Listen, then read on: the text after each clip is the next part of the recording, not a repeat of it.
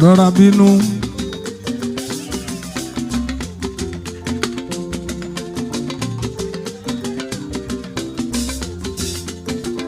Musiliu Babátúndé.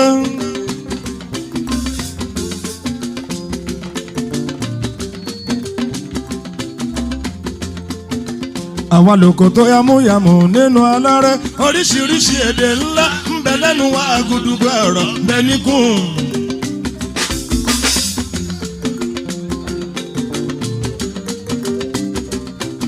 Ṣeun.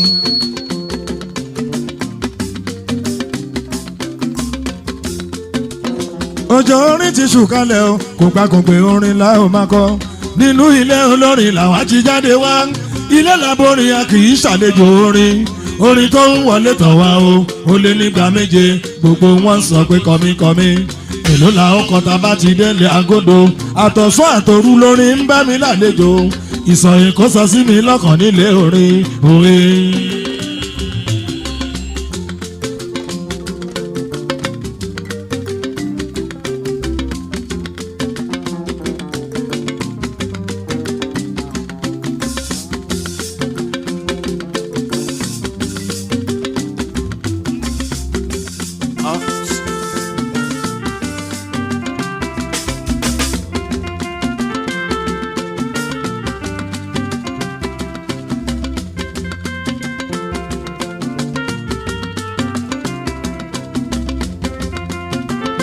Musiliu Babátúndé.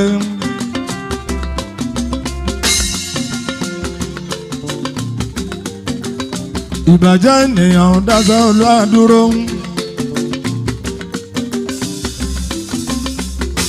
Ẹ jáde ẹ̀wọ̀n òràn àwa lónìí o. Ẹ jáde ẹ̀wọ̀n òràn àwa.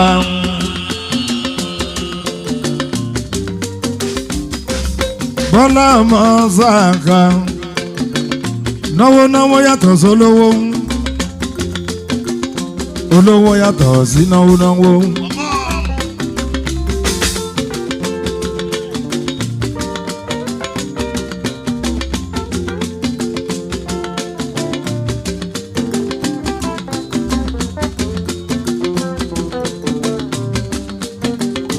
Ẹ̀yin olówó má lè ná.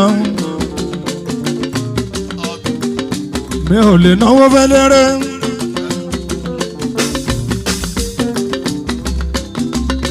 Ẹ̀yin olówó má lè ná. Ẹrú owó lẹ́jẹ́.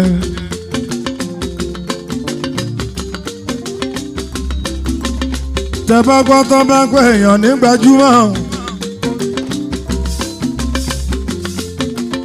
Ẹni tọ̀hún ti náwó gan nígboro. Tẹ́ bá rí èèyàn tó bá ń ṣahun. Tó bá dé Lagos garage wọn ò ní mọ̀ kó kọjá.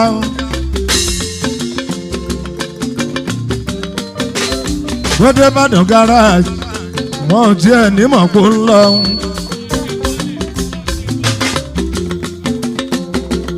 Bódó Òyìnbó wọn ò ní ṣe tuálè tuálè.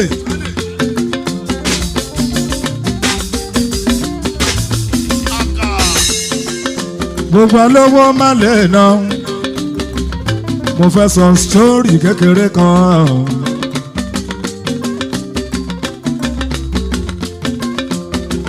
tó bá rí jẹ fọmọlá kejì jẹ.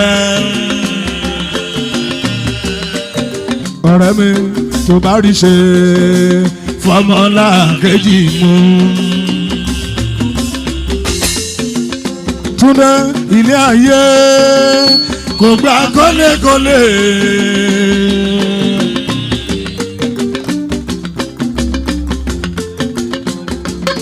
ilé ayé kò gba kọ́lékọ́lé.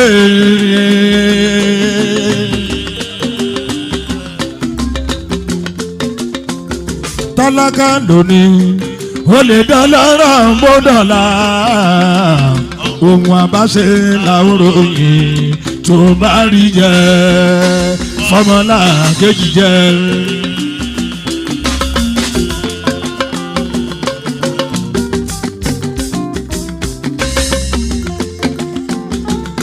orí ìjà jọ ògùn òun dà.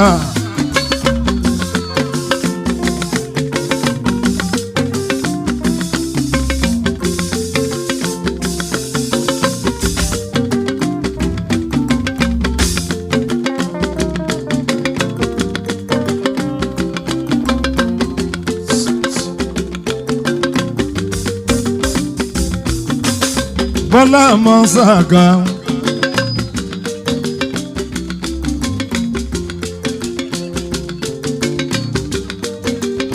bí tẹnìkan ò bá bàjẹ́ tẹnìkan ò lè dá.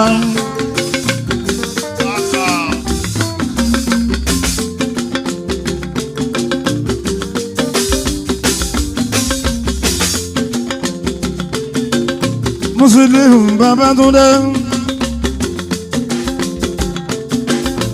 àṣà ń bẹ ẹyẹlé ṣeré ẹyẹlé ń yọ̀ ẹyẹlé ń fikú ṣeré.